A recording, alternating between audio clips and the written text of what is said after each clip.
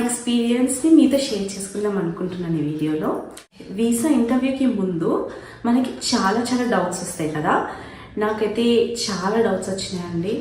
ఏం డాక్యుమెంట్స్ తీసుకెళ్ళాలి, interview questions ఏం అడుగుతారు, అసలు ఇలాంటి డౌట్స్ చాలా ఉన్నాయి.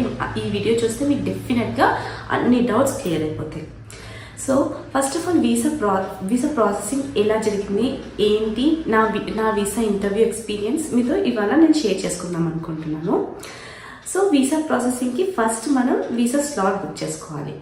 సో నేను November 2nd and 3rd నాది బుక్ అయిందండి. November 2nd ఏమో బయోమెట్రిక్, November 3rd ఏమో నా వీసా ఇంటర్వ్యూ.